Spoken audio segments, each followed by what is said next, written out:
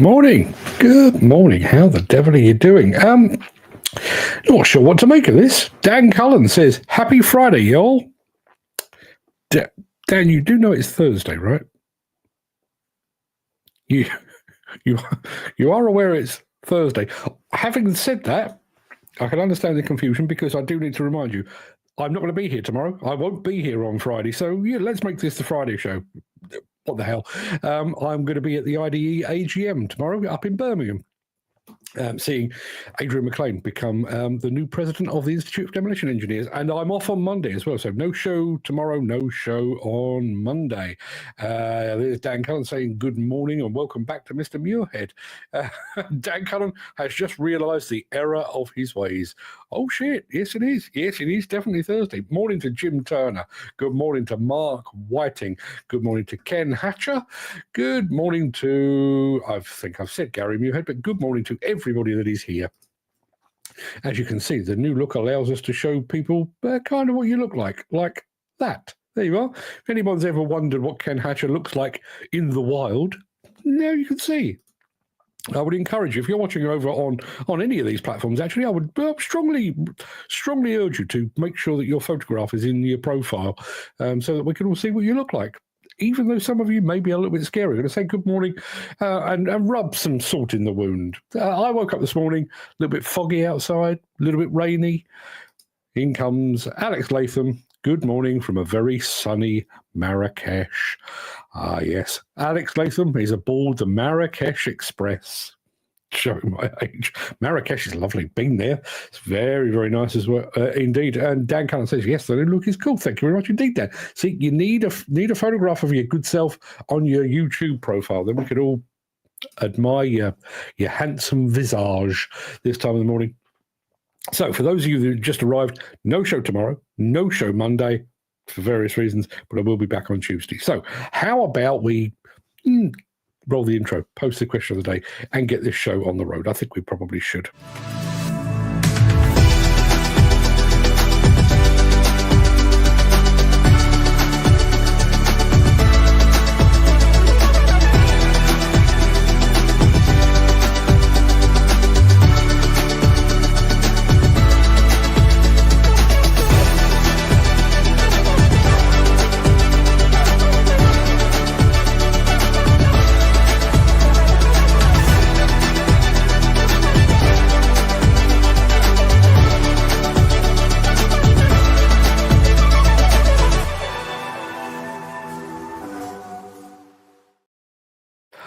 It is a Thursday, the 14th of November.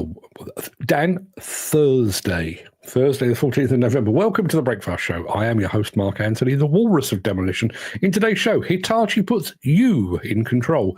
Weidemann takes its wheel loaders to the next level. How ALLU tackles concrete waste. And we're chilling out with a very, very cold Shantui dozer. Plus, in my morning monologue today, the construction industry constantly and continually fails to attract young people into its fold.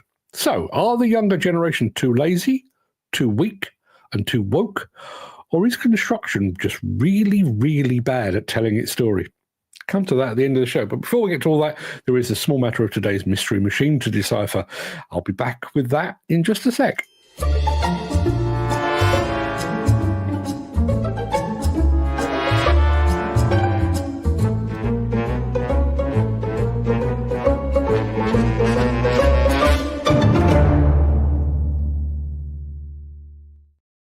Yeah, we had an overseas winner of yesterday's Mystery Machine, and it was correctly identified by somebody in New Zealand, and I can tell you it was a Weidemann. Well, Weidemann do come up in today's show, actually, but not as a Mystery Machine, but as an actual in-action machine. So today's Mystery Machine is this. Now, I'll tell you in advance, it's a very familiar machine, so I've taken the colour out of it, just to make it a little bit more difficult.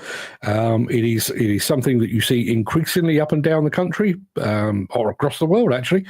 Very, very well-known make, very, very well-known model. That's what I need. I need a make and a model, if you would be so kind. While you're figuring that out, I'll tell you what, let me remind you of the question of the day, and then I'll come back to all of that in just a second. So let me just quickly remind you of our question of the day.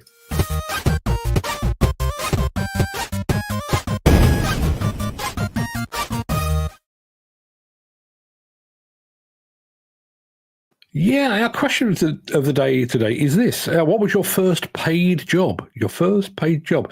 I had a paper round from the age of about 13, so that was my first proper paid work. But my mum worked at the newsagent shop, so I kind of got that gig by default. So my first job, one that I went and found myself and did myself and everything else, washing the car of a guy just down the road from where I lived and where I grew up. Never figured out what he did for a living, but he drove a very nice Audi Quattro, and he'd regularly drive over to Germany and Switzerland. So during the winter, he'd often come back with a car caked in salt. It was my job to wash it off. £5 a week, that was. £5 a week. That's what I would like to know. What was your first job, and how much did you get paid? Would like to know that. Ken Hatcher didn't even bother going into these childlike jobs that I had.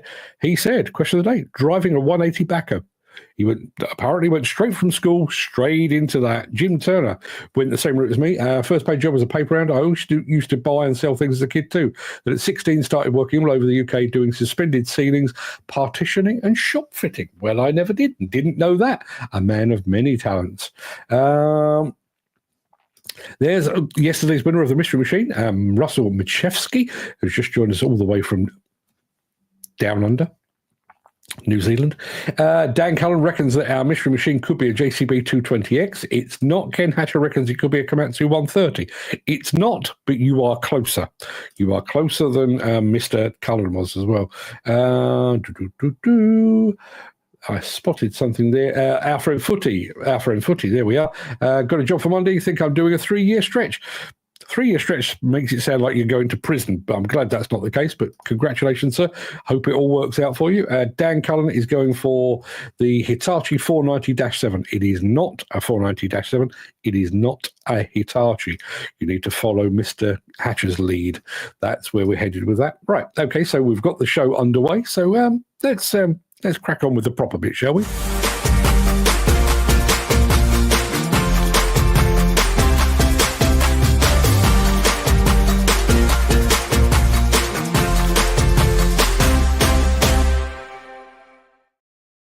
Okay, so just to go back and correct myself with our friend Footy, he has actually got a 3-year stretch because, as you can see, I'm working in a prison. I'm doing a digger driving job in a prison, had to do a DBS check. He has actually got a 3-year stretch. Unbelievable. Right, okay, so there's the Mystery Machine, and I can tell you we've had that as a guest from Dan. That one from Jim Turner. He reckons the Takuchi 140. It is not. Ken Hatcher reckons the PC 210. It is not, but he is closer, much, much closer. Gary Muirhead reckons it is the JCB 140 XR. It is not. Let me show you a bit more. In fact, let me show you 2 bits more. There you are. That is the machine. Russell says a Komatsu PC 210 LC, close but no cigar. Gary Muirhead, apparently, question of the day. What was your first paid job? He was a YTS placement to the garage door company fitting garage doors. There you are. We do have a wealth of talent here. Garvin, mostly diggers, just joined us over on Instagram. My other half, I worked in a hairdresser after school, £2 for sweeping hair and tumble drying the wet towels. Oh, how your career has progressed since. He's still sweeping the floor and still tumble drying wet towels left behind by our children. Garvin over at Mostly Diggers reckons that our Mystery Machine could be a Komatsu PC 290. It is not, although you are very close. Dan Cullen is going for the PC 360 LC. It is not one of those either. I'm going to take that away for just a moment because we do need to press on. Yes, just to hold that thought about all things excavator-wise, particularly Komatsu excavators, we're going over to look at some Hitachi excavators first and foremost on today's show. So sit back and enjoy.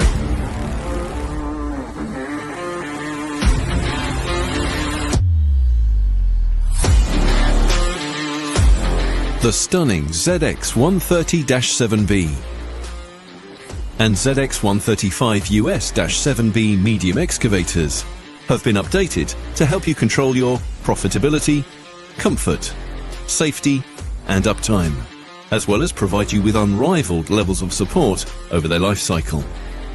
Your profit will increase thanks to the new Stage 5 compliant Isuzu engine, which provides an improved performance due to a higher engine output than the previous model. The industry-leading HIOS hydraulic system offers outstanding controllability while maintaining high levels of productivity. Operators can control the fuel efficiency and reduce costs with the all-new Eco Gauge. You can also work on a wider range of projects due to the excellent versatility of the ZX135 US-7B. The short tail swing radius is ideal for job sites where space is limited. In addition, you can easily change attachments and fine-tune your machine to suit your operator's preference and job site requirements. The redesigned industry-leading Zaxis 7 cab is the perfect working environment. And the ZX135 US-7B benefits from an enlarged interior and wider door opening. Feel the difference with the synchronized motion of the seat and console, and up to 16% less vibration than the Zaxis 6 generation. Easy operation comes from the ergonomic console and switches, added functionality to the joysticks and easy-to-view screen, and convenient access to controls. Your safety is enhanced by the superior view from the cab. The aerial angle camera system gives you an exceptional 270-degree bird's-eye view of your surroundings. For excellent visibility, Zaxis 7 excavators are equipped with LED work lights and an improved windscreen wiper, among other features. Zaxis 7 excavators are built to last and will boost your uptime because of their ultra-reliable performance and durability. Downtime is also minimized by easy maintenance and cleaning. The new Isuzu engine is easy to service and quick to maintain. With Hitachi after-sales services, you'll feel in total control of your Zaxis 7 excavator. Remote fleet management tools, including live oil monitoring, help you enhance efficiency and availability, as well as plan maintenance and manage running costs. You can also protect your investment by using Hitachi trained technicians, extended warranty and service contracts, Hitachi genuine parts, ground engaging tools and buckets. And you can extend your fleet through our premium rental program. With the Hitachi ZX130-7B and ZX135 US-7B excavators, we put you firmly in control of your business, your workspace, and your fleet. In partnership with Hitachi, you can create your vision.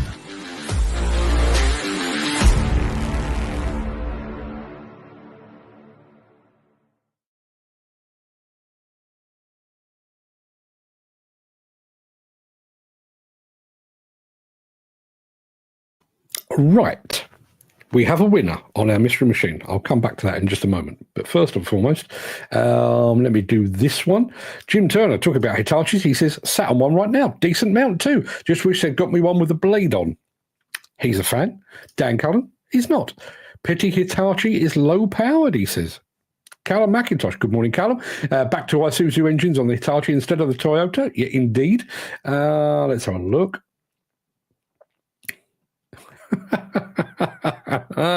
You're not the first person to have done this, Chris Ford. He says, watching away on the phone, thought the program was familiar, just realised I was watching yesterday's show again. Now the thing is, have I seen the start of today's show? Old, seen, art and confused. I'll be honest with you, Chris. The intros to these shows are pretty much the same every day. I don't think it's going to make a blind bit of difference. Now, going back to before we go any further, let me just go back. We were talking about Footy getting a job in a prison, and there is our remixes. Footy worked for Henry Lang years ago. It was the first, or Harry Lang rather, years ago. It was the first time I took the roof off the Scrubs and didn't get extra time for it. Well said, sir. Now, I did mention the fact that we have a winner of our mystery machine. There is Dan Cullen going for the Komatsu PC360. Gary Muirhead went for the PC490. Dan Cullen went for the PW148. Dan Cullen then went for the PC230. He also went for the PC240 and the PC290. Callum McIntosh, I'll come back to that one. Russell Machewski said the PC1250, way too big.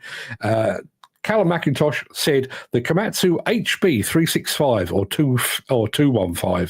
He said that at 10:13. in actual fact, he did get the right answer, but I can tell you that at 10:12, Chris Ford, despite his confusion and increasing senility, he managed to get the right answer. It is indeed the Komatsu Hybrid, the 215. Let me put it on the stage for you, and I'll show it to you. There you are, in all its black and white glory. There you are, a Flannery machine, PC 215 HB, the hybrid. Well done, Chris Ford. No longer propping up the very foot of the table. Well done indeed. And there we are. Well done, Footy. That's on the new job. Ken Hatcher, going back to all things Hitachi related. Strange they dropped the Toyota engine so quickly. Is there an investigation to be done there?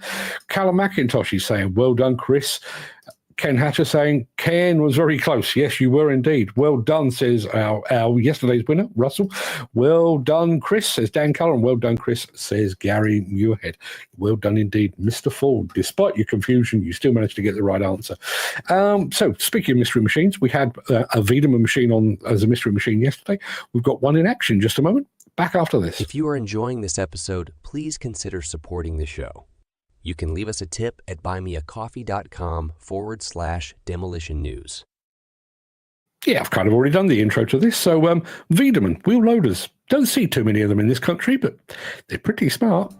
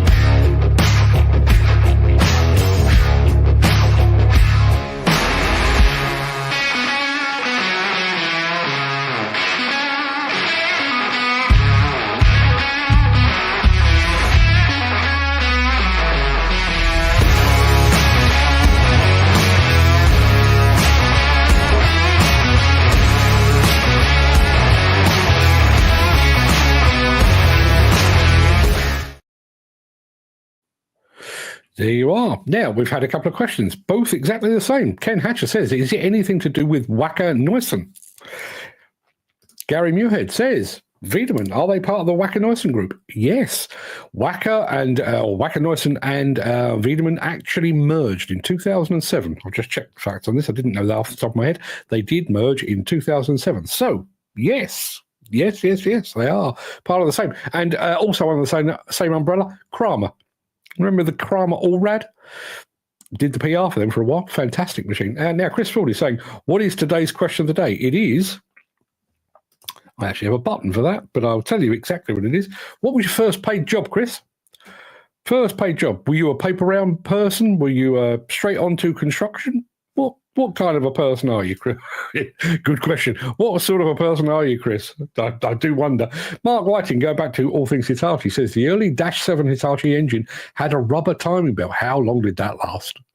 I wonder. Well, my guess is probably not that long.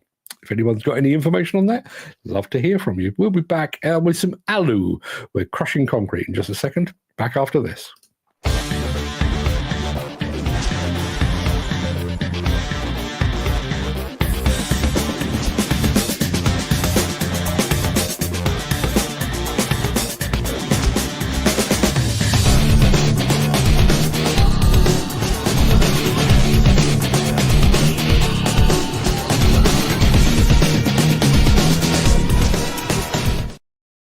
I just said ALLU. We've got two videos coming for you. This one that I'm about to play you and one other. And both of the companies involved are companies that I regularly pronounce wrongly. Apparently, ALLU isn't ALLU, it's ALLU. And our final film is not Shantui, it's Shantui.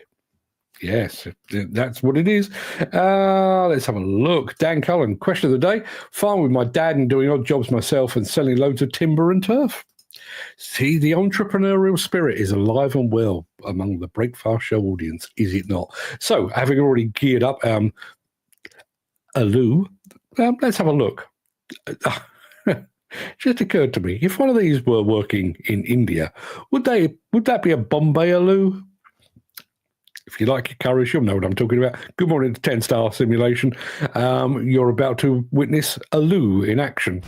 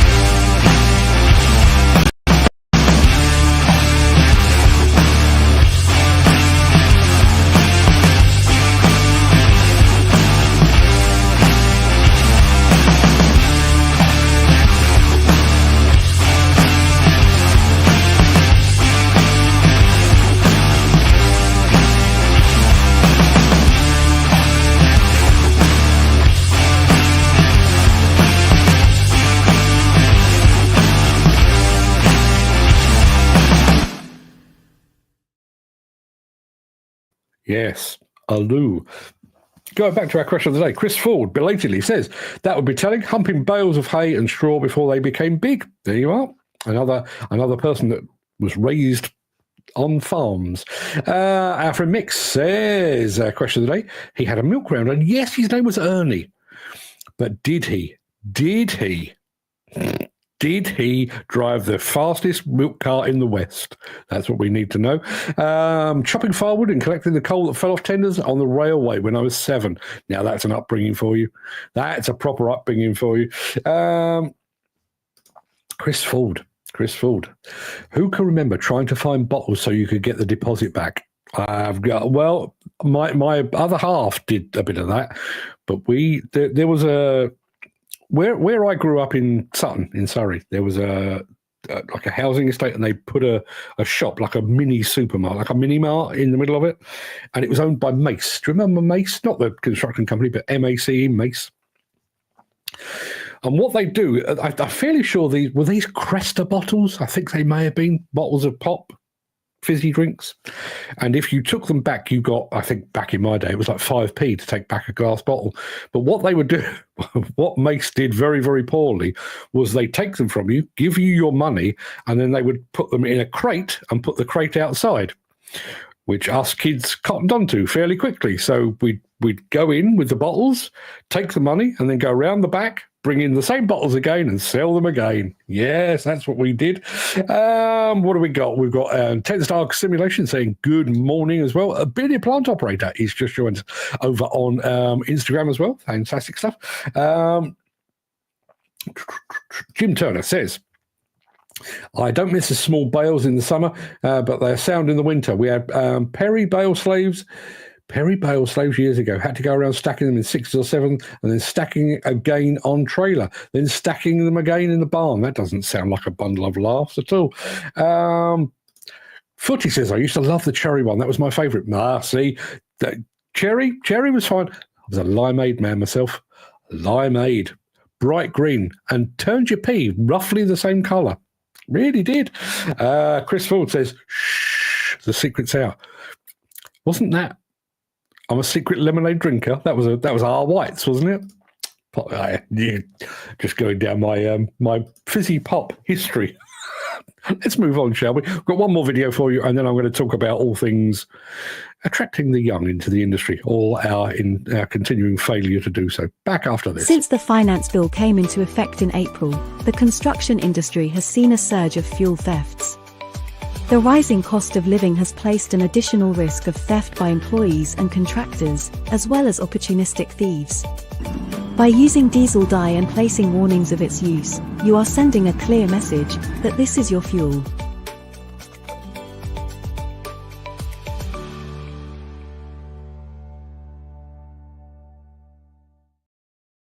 Now, I've got to be honest with you. I'm about to play you a video. It's not particularly long. It's only about, it's about a minute. It comes from Shantui, and it is one of their dozers working somewhere very remote and very, very cold.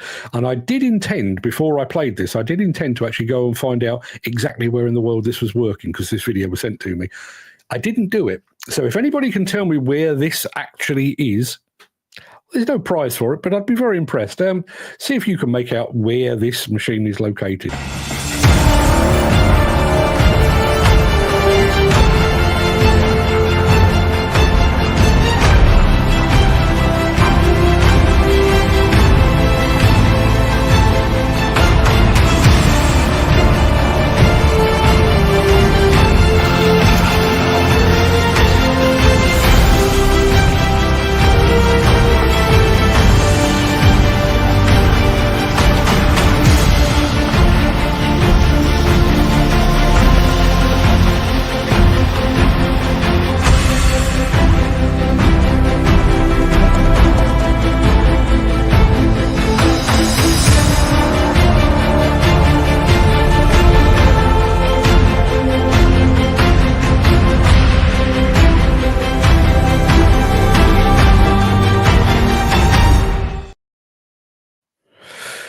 According to Garvin, and listen, he knows things, he's well-travelled, he says that was shot in Kursk in Russia. Would explain why it was so bloody freezing cold. Dan Cullen, that's the Highlands of Scotland or Iceland. It's not, it's Russia. That would certainly make more sense. Dan is actually going back to work. Have a great day. This will be my final day here tomorrow, final day here tomorrow due to artistic differences with his current employer. Going back to glass, which we were talking about, returning bottles back in the day. Talking of glass, I can't get it. There's so much glass from demo sites is wasted. All glass is renewable, just a waste in my eyes. I think you're absolutely right. Absolutely right. Apparently Kursk Oblast is a guess. It looked Russian. What the hell? It doesn't make a blind bit of difference. It's a cool dozer. Let's have a look. We've got some more bits and pieces here. Mick Norton reckons it was Russia as well. Mick says, no idea, but it looks ball shriveling. Yes, it does. Chris Ford explains the McConnell Bale Slave. What a name for a piece of equipment. The Bale Slave was better than the Perry as it tipped back as you lifted it. Both were better than a fork, and if you wanted to sweat, we towed the bale elevated behind the trailer. This is nothing but an education for me. That's pretty much wrapped up the entire show, I would say. Well, the main part of it anyway. I'm going to roll the outro in just a second before leaping gazelle-like into my morning monologue. Quick reminder, there is no show tomorrow. There is no show on Monday for various reasons. Tomorrow I'm working, but away from here on Monday, I'm taking a day off, going and hang out with a friend of mine. So that's a whole other story. So if you can't stick around, please do stay safe. Look after yourself, your family, your friends, and your colleagues. And I hope to see you again very, very soon. But if you do have the time and the inclination, I will be back immediately after this. And we are going to be talking about our failure to engage with the youth of today. I'd like to get your feedback on this. Back in a sec.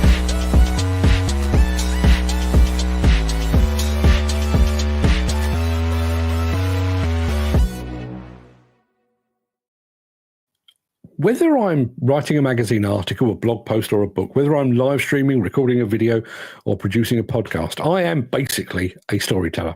And as a storyteller, I can tell you that there are certain things that are almost as important as the story itself. Sharing the story in the right place, at the right time, in the right language, and with the right people. And with that in mind, I'd like to spend the next few minutes analysing the story that the demolition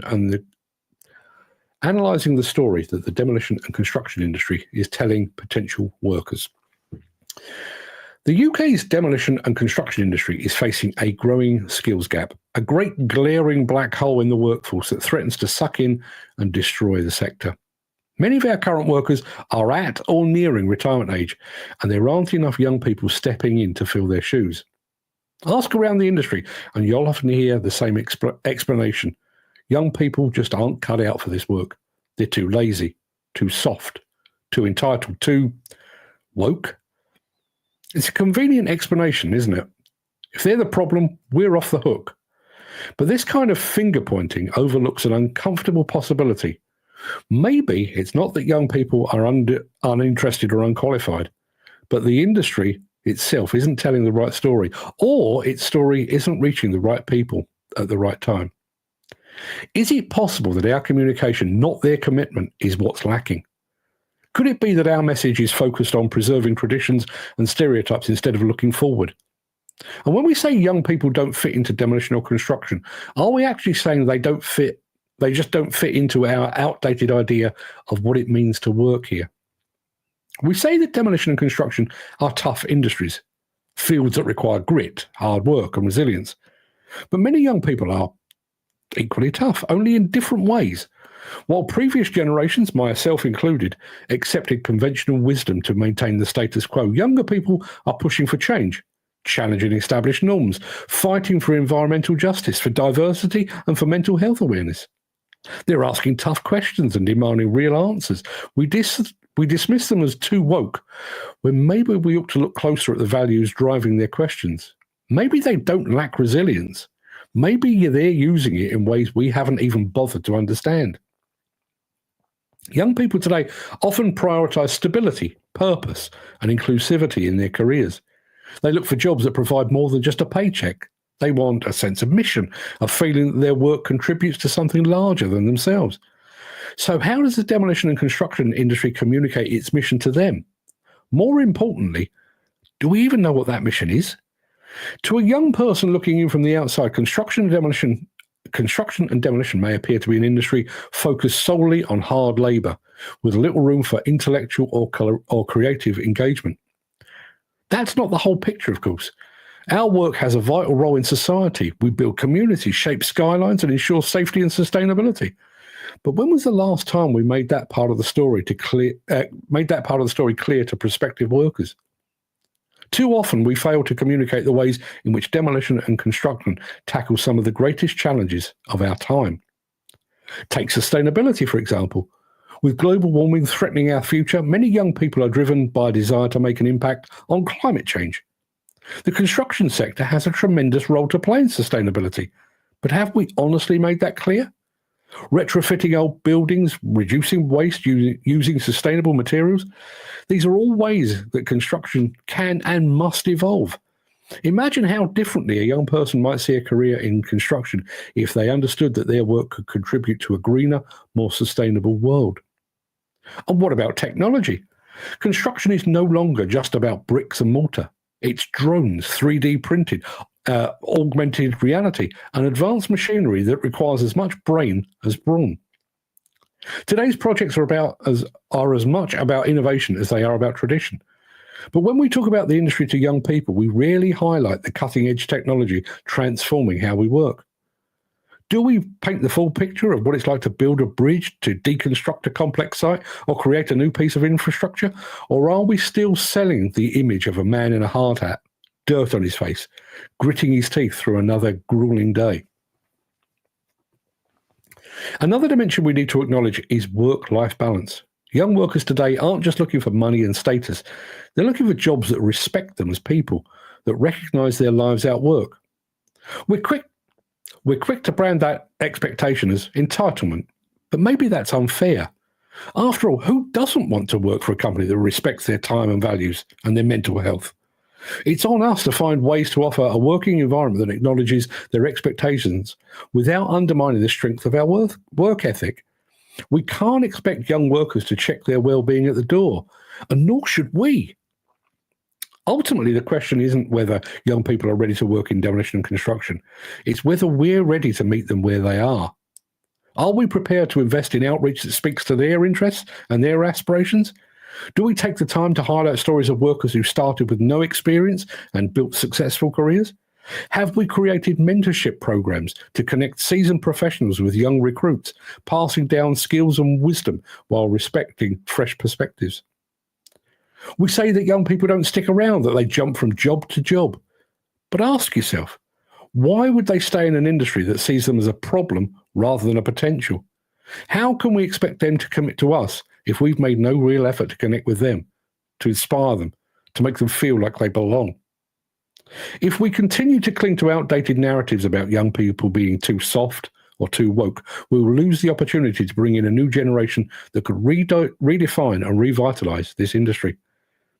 If we keep telling ourselves that they're the problem, we'll end up on the wrong side of history, and eventually we'll end up without a workforce.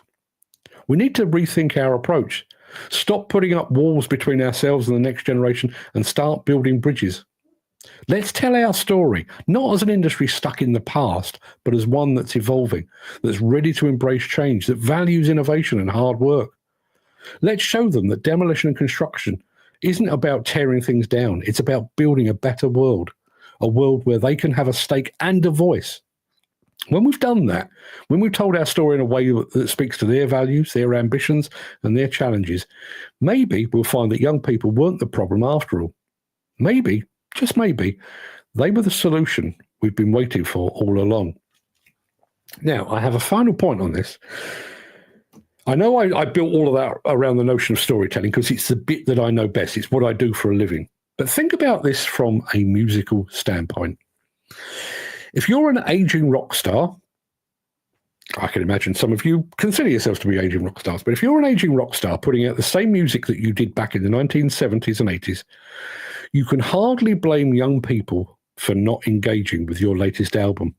If you fail to move with the times, if you're still putting your music out on vinyl when young people are streaming their music, or if you're singing about something that was relevant 40 or 50 years ago, then their lack of engagement is on you, isn't it?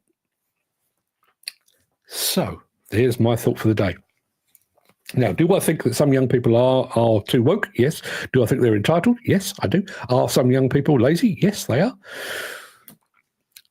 But some of the reasons that young people are not joining this industry are completely and totally valid. You know, when you think about our fights with things like mental health, I'm in the process of doing a podcast on the new Rosper report that talks about the accident culture within the demolition and construction industry. All of that is for real, and the very fact that some young people get to the door, look at it, and think that looks like a shit place to work, they're not wrong. In many instances, they're absolutely on the money. It can be an absolutely shit place to work. So, with all that being said, I'm going to go over to the chat. Let's see what you're all saying.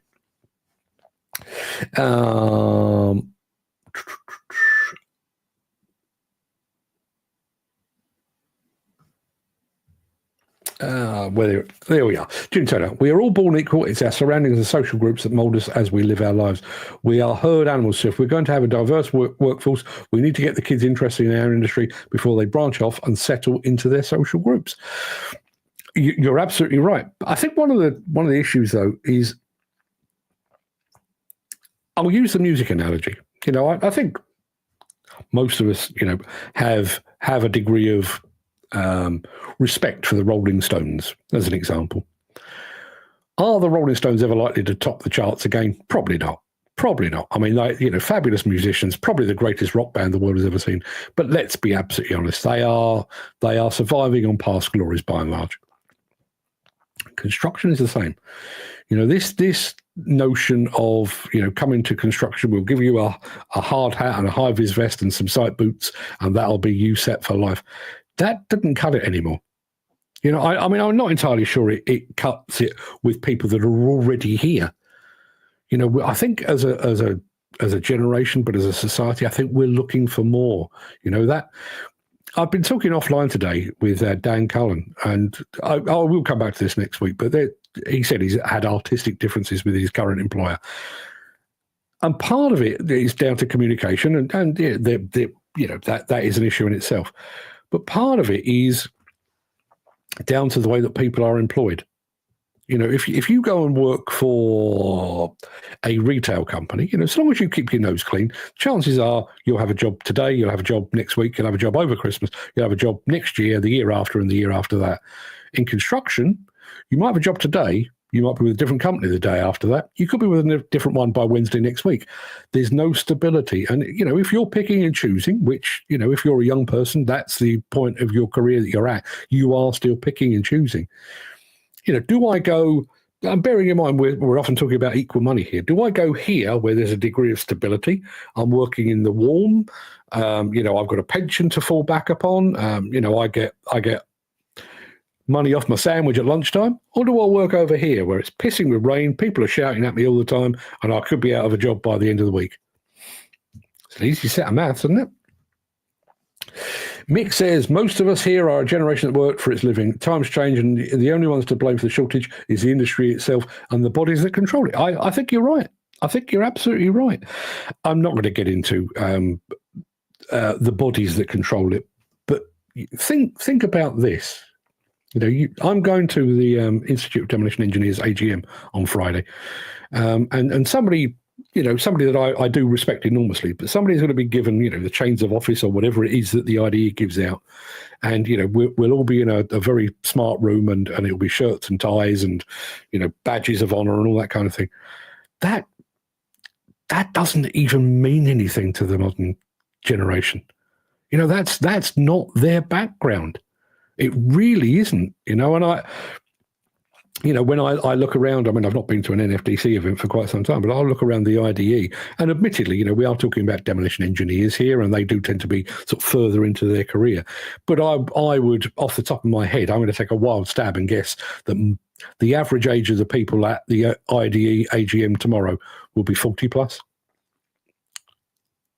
Again, I think that's kind of reflective of the point in your career where you become an IDE member.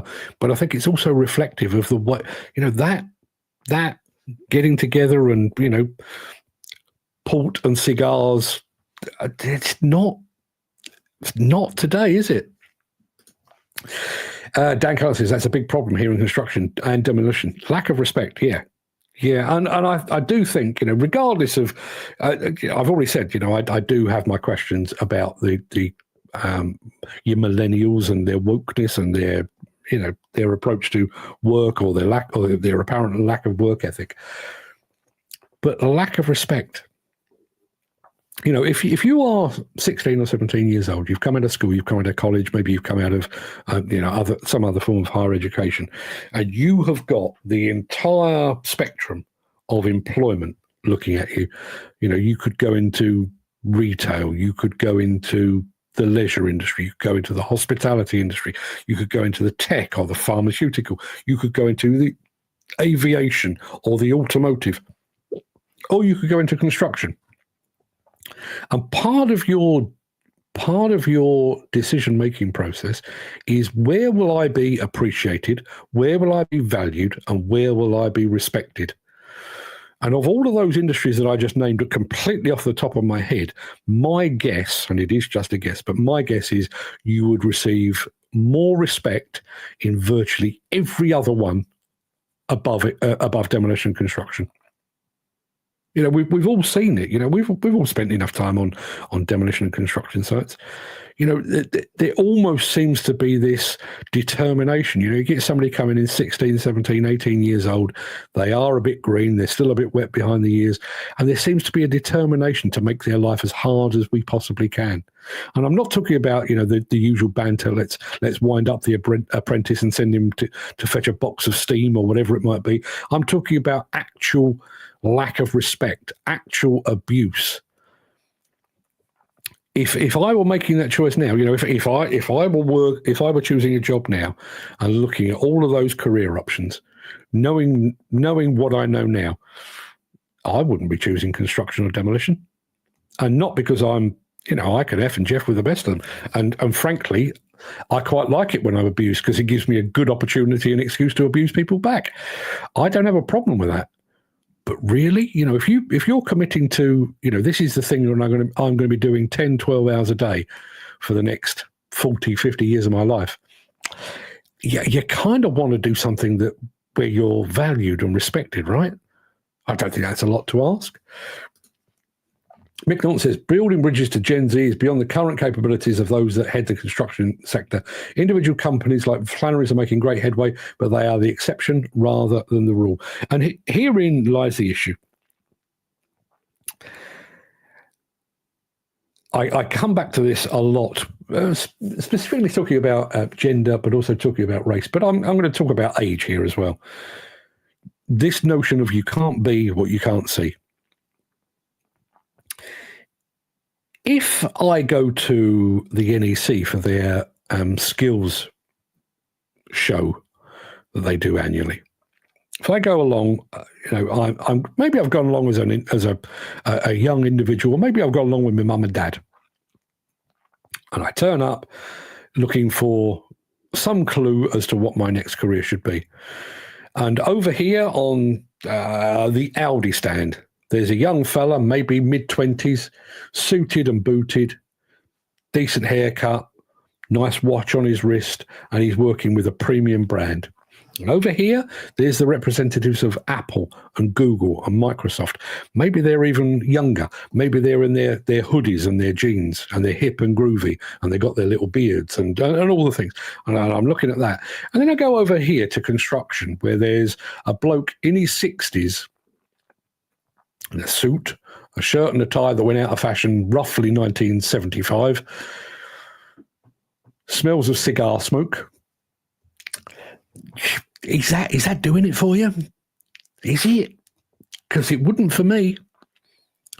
And unfortunately, I'm equally guilty. I'm sat here spouting forth about this.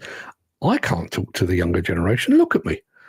I'm knocking on the door of 60 years old. I'm an old fart.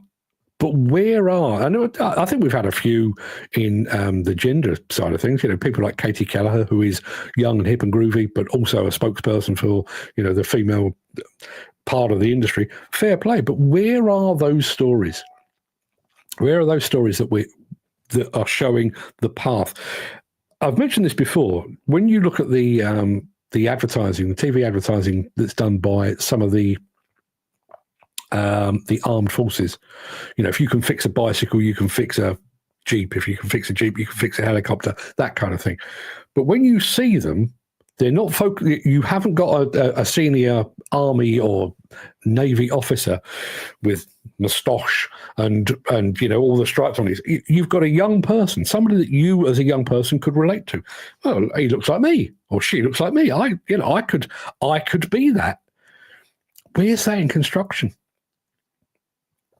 And I saw a thing yesterday.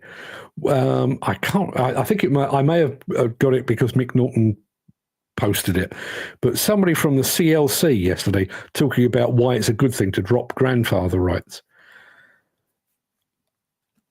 Just even without the sound on, you just look and you think you are completely out of touch with the industry, but so out of touch with young people. It's almost laughable. I'll go back to the music thing. It's like getting Mick Jagger to stand up and talk about modern music. Mick, you're probably the greatest front man of all time, but your heyday was 50 years ago, mate. Sit down. Let somebody else have a go. Chris Ford says, human nature is to find the easy way to earn a living and survive, from using a rope to the wheel to the keyboard. If you can get people to give you money for doing nothing, you've cracked it. Hey. I am living proof. Jim Turner says, I've been on site constantly now for about 30 years, and in that time I'd say I've worked with straight white blokes for over 99% of the time. That can't be a coincidence, can it? Where is the diversity? We don't have any, so we don't show kids early enough what our industry is about. It's open to anyone. I always say this. I bore myself sometimes, but I always say this. Talking of diversity, let me take that off the screen because that's quite big. You can't see my chin. Not that my chin's particularly attractive. But going back to that point that Jim has made there, I've always said if we could get over ourselves and get over the fact that 51% of the population of the UK has ovaries and boobs, just move past that. If we could get past that, we could solve the UK construction and demolition industry's skill shortage overnight. We've decided no longer are we living in the age of Benny Hill. We won't be making, we won't be wolf whistling women when they walk on site. We won't be putting dildos in the cabs of their machines. We're just going to treat them like workers, because at the end of the day, they are just workers. But we don't. We don't. And that's why it's not because women can't work in this industry. It's not that they won't work in this industry. It's that we won't allow them to work in this industry. I would say exactly the same for people of ethnic minorities. Going back to Jim's point, straight white male, yeah, absolutely. I'd say exactly the same about any kind of gender diversity, any kind of, what do they call it now? What do they call it? Neurodiversity. I caught a little bit. I don't watch it out of habit, but I caught a little bit of MasterChef Professionals last night, and there was a woman on there. I don't know how she's doing. I don't care. I'm not interested. But she was talking about the fact that she works in a very high intensity industry, but she has mental health problems. She can speak openly about that. That's where most of the world is now. If you turned up on a demolition or construction site and that was your opening gambit, you probably wouldn't get through the gate in the first place. We lack diversity, and we're putting up barriers when we should be lowering the drawbridge. Get more people in, and we're actively, like with the removal of grandfather rights, making it inhospitable for women and gender diverse people and ethnic minorities, making it harder and harder for them to be in the industry. No wonder we've got a big shortfall. I have to be honest, if I was back in the seat and interviewing a potential construction worker and he asked me, will I be able to work from home, that would immediately raise my hackles. At site level, I can understand that. But Mick, you know as well as I do, and everybody knows this, when you look at the modern demolition or the modern construction company, only a part of it takes place on site. When you think about all that goes into the planning and the designing and the administration and the regulation and the management and the monitoring, all of that can quite easily be done remotely. Now, that might be done from a remote office. It could equally be done from a remote office or a workstation, but it could be equally well done at home. I'll go back to Neil Edwards, who I do owe a phone call, actually. But, as a result of COVID, the Builders Conference were forced to put all of their people, get them to work from home. Working from home, 30% increase in productivity. Yeah.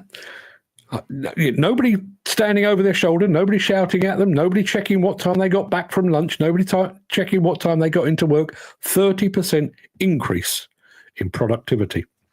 Mick says, loyalty and value is no longer a bedrock for anyone in demolition. Looking back over the last 30 years, I noticed no one was safe no matter how good you were. Why would a youngster who just left school or college want to go into demo beyond me? Yeah. I find myself so strangely torn. I'd like to think that I am an advocate for the industry, and I know I spend a lot of my time criticizing and poking holes and poking fun at the industry, but I think ultimately the reason that I've stuck around is because I am a believer. I believe in the very, very core of the industry, and I would consider you lot to be the core, not the upper echelons with their fancy offices and their flash cars and their meetings behind oak paneled doors. I'm talking about the core of the industry. My belief is that the core of the industry is really, really, really fucking good. So I consider myself to be an advocate for that. But if I were invited to stand in front of a bunch of 12, 13, 14-year-olds and tell them why they should work in demolition or construction. I've got to be honest, I'd struggle. I really would struggle.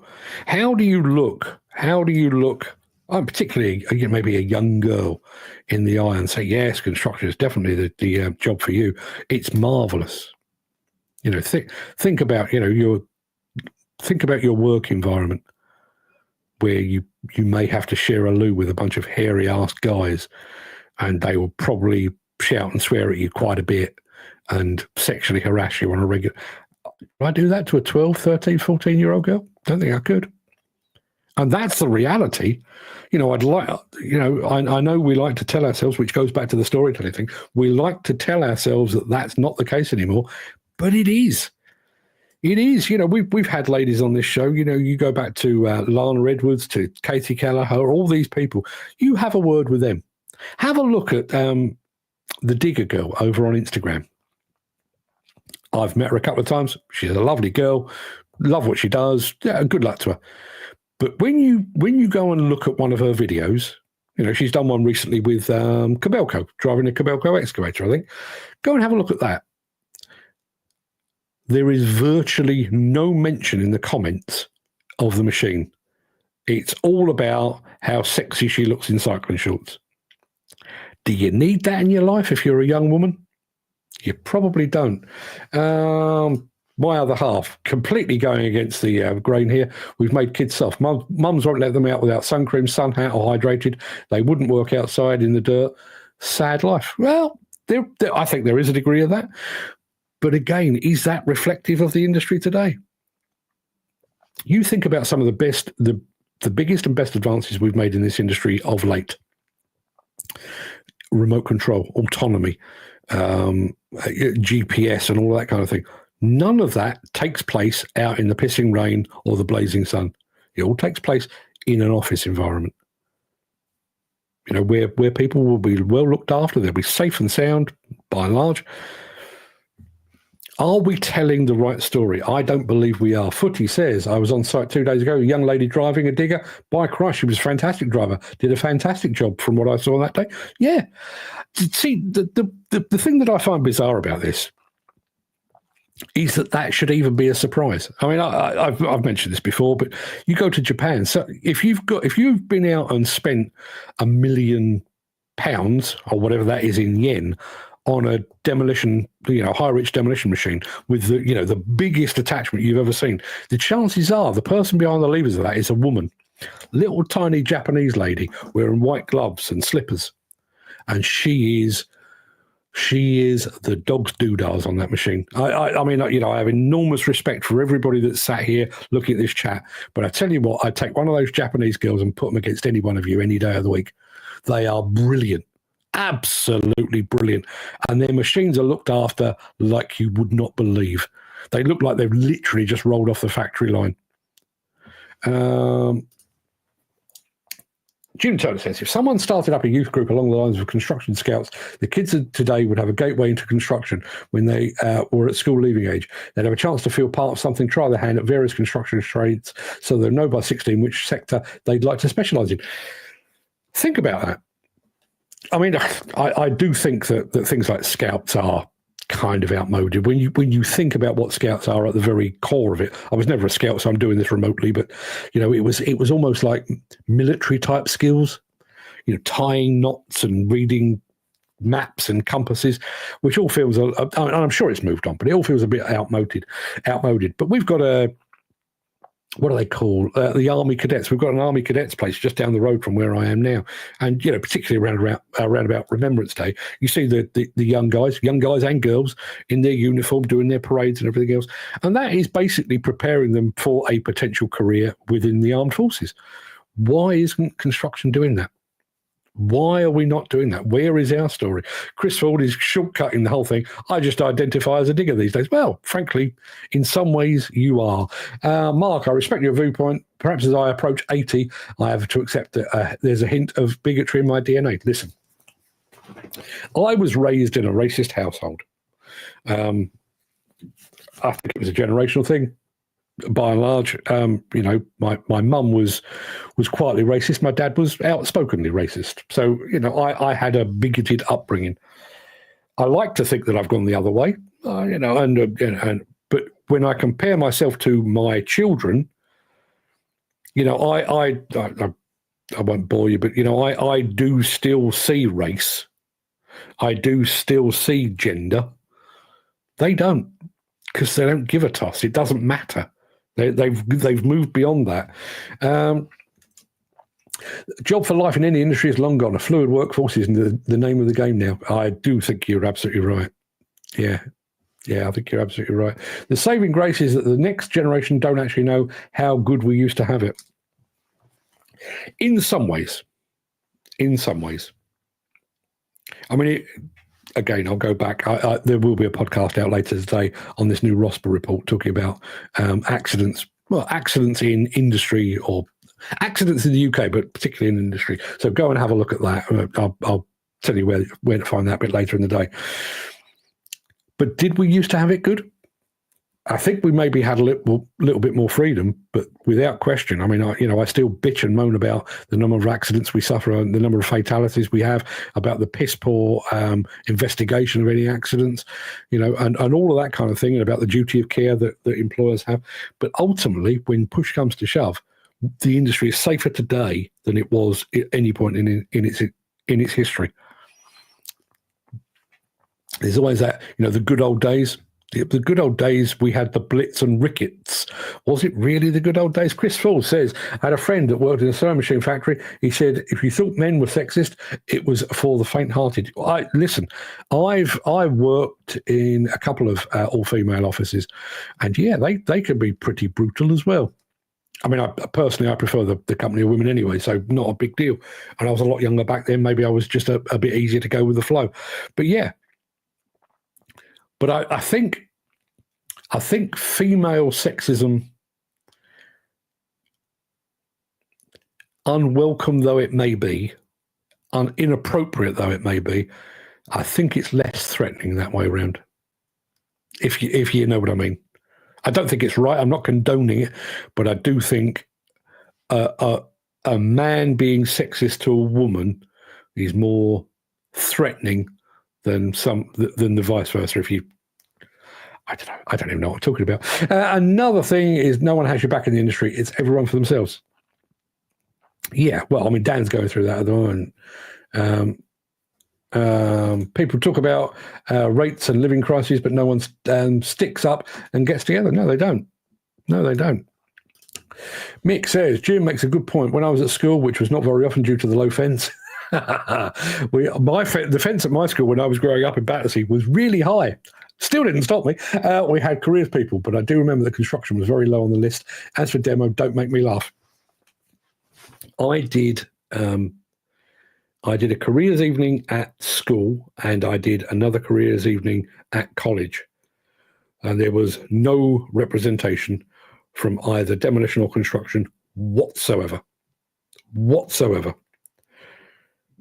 And yes, it's very easy to point at Build UK, Construction Leadership Council, the CPA, the CITB, the NFDC, the IDE. It's very easy to point at those. But where were the local demolition and the local construction companies in Sutton, in Surrey, when I was growing up? When I was a lost 14-year-old who didn't really know what the bleeding hell I was going to do for a living, where were they? Where were they saying, hey, oh, you appear to have your wits about you? I mean, I didn't, but, we like the cut of your jib. My jib wasn't up to much back then, but come and have a chat. They weren't there. They were just completely absent. We had the local car mechanic firm. They were there, or the exhaust centre or whatever it might have been. We had Sainsbury's and Tesco's. They were there. Nobody from construction or demolition. To the point that my best friend, sadly no longer with us, became a local, a bit of a handyman, local builder by default. Growing up, he was the only person I knew that worked in construction.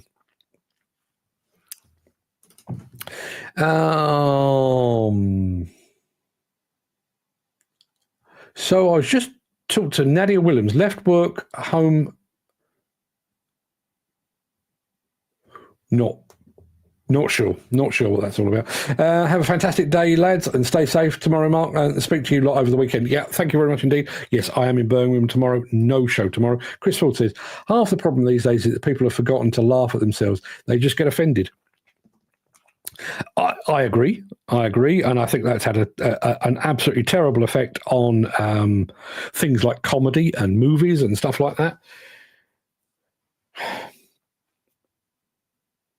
But going back to the point that I made in the monologue, is that not something that we should be eradicating anyway? You know, if we really want to address the skills gap, should we not be making the industry more welcoming to women, to ethnic minorities, to those of different gender bents, to those with different neurodiversity issues, those with mental health issues, and those that are perhaps easily offended? And I realise you can't do this, but if you had the ability to wave a magic wand to make the industry better, surely one of the things, or several of the things that you would outlaw, would be things that caused injury, be it physical, mental, or emotional. Would that not be a pretty good starting point? Would the industry not look and feel better if you could eradicate those things that cause you physical, mental, or emotional harm? Because ultimately, that's all it is. It's just a job. You're only doing it to put food on the table and to keep the roof over your head. You're not doing it out of some deep-seated desire within your heart. You're doing it basically because you have to. You know, if somebody were to bung me £3 million and say, go and put your feet up for the rest of your life, I'd snatch their arm off. I probably still would turn up, to be honest, because I quite enjoy doing it. But by and large, you are there under sufferance.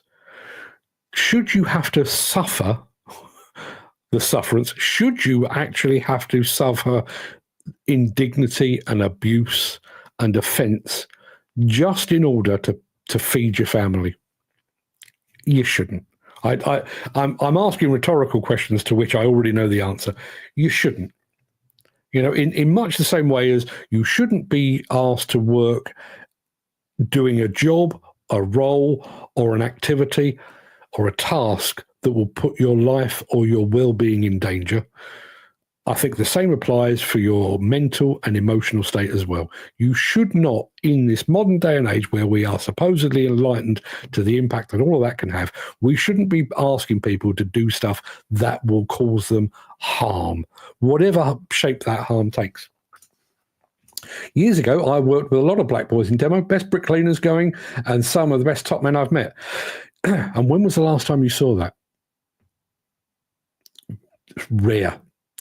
You know, I know there's a guy, I wish I could remember his name. There's a Jamaican guy who works for Metro Demolition, or he did the last time I was on a Metro Demolition site. Smashing fella, runs a really tight site, really good fella. I remember meeting a guy, a Sikh fella, worked for John F. Hunt, and again, a really, really good, well-organised kind of guy. But I can remember them because they stand out. Not because they stand out because of their job, because they stood out because they weren't white. How is that the case now? You know, you look at your local high street. You turn on the TV, put on a news channel, and sooner or later you'll see somebody that is not white. You know, one of the presenters will be female, somebody will be black, somebody will be of Asian origin, somebody will be Muslim, because that's what this country looks like. Now go to a construction site and see what the makeup is there. I bet it's different. Have fun in Birmingham. Hope you don't get lost around Spaghetti Junction like I did once. I'm going the easy way. I'm letting the train take the strain. Yes, I'm out of here about 7 o'clock tomorrow morning, jumping on a train, laptop on, probably a movie on it as well. I'm just going to let the countryside go by, and I'll be in Birmingham by about 10:30 tomorrow morning, which is fantastic stuff. Looking forward to it. I'm looking forward to catching up with some good folks as well. Chris Ford, who gives a fuck if they can do the job? Personally, I don't care about colour, race, religion, sexual bent, as long as they can do the job. Let me do that again. Let me do that again because I said it wrong. Who gives a fuck if they can do the job? Personally, I don't care what colour, race, religion, sexual bent, as long as they can do the job. Never ask anyone to do something I wouldn't, or I won't, or don't want to do, apart from pick fresh dog shit up.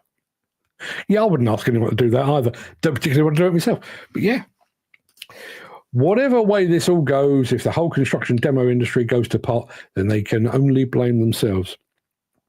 The problem is with that, and you're right, I think you're absolutely on the money. The problem is the knock-on effect and the wider picture. Because obviously I'm preaching to the choir here. You guys are all in demolition or construction, or at least you have been over the years. The problem we have is what construction and demolition contributes to. You know, we've got Keir Starmer talking about the 1.5 million new homes that he's planning to build. Now, okay, he's saying that from an ivory tower. I think increasingly he is proving himself to be a bit of a tit. But take all of that aside. What he's actually saying about the need for 1.5 million new homes is based in reality. You know, we are in the midst of a population boom. We have more and more people that aren't dying when they used to, so they're hanging around a lot longer. So we've got less homes to go around. We need. It's not just want. It's not a soundbite. It's not a political football. We need 1.5 million new homes in the next 10 years or so. And if the construction industry does vanish up its own jacksie, who's going to build them? Who is going to build them? And each one of those homes will need a road to link it to schools, hospitals, local amenities. Who's going to build those? And those 1.5 million new homes will be filled with people that will need hospital care. Who's going to build them? Their children will need schools. Who's going to build them? It's very, very easy to look at construction as this tiny little, well, not that tiny, but as a bubble. But it impacts the entire country, not just in terms of its contribution to GDP, but in its contribution to the very makeup of the industry itself, or of the country itself. You know, everything that we, you know, I'm sat in a house. It was built. One day it might be knocked down. If I walk out of here, there's a road. I walk down the road, there's shops. I turn left, there's a railway. All of that came from construction. And if we can't replace those that are retiring and going off to do other things, or those that have been sidelined by the removal of grandfather rights, it's not just demolition and construction that will suffer. It'll be the entire nation. Dan Cullen says, same as me, let the train take the strain. I have to say, I don't do it anywhere near often enough, but anywhere Birmingham upwards, I prefer to go by train these days. Mick says, Gordon bleeding Bennett. Hang on a minute, let me get my accent right. Gordon bleeding Bennett. Don't mention that, Burke. Labour going to fuck this country up. They're going the right way about it, aren't they? Yeah, I think that would do us. I think I've probably talked myself to full stop. Footy says, have a great day tomorrow. It's not just, I think that was going to go somewhere else. Probably not going to be the same without me. I agree, it won't be the same without me. There was a bit of me that was thinking for Monday, because I've got a weekend to do it, I could actually pre-record a show. But this is the fun bit. And I can't pre-record a chat, so you'll just have to manage without me on tomorrow and on Monday as well. But I will be back with tales to tell and stories to weave on Tuesday. So everybody, please have a good Friday. Have a very, very, very good weekend. Have a fantastic Monday. I'll see you Tuesday. Until then, please look after yourselves, please, and go find a young person and tell them all about the good stuff that happens in this industry. It's not a long list, but do that. Mick says, stay safe, fellas. Pub opening in 15. Is it that time already? Yes, it is. Remember, it's Yam Yam tomorrow, not High geezer. Yes, indeed. One of my best mates is going to be there, and he is from the Black Country. Yes, he's big on the yams and stuff. Don't understand a bleeding word he says most of the time. Right, people, go have a fantastic day. Really appreciate your company. See you Tuesday. All the best.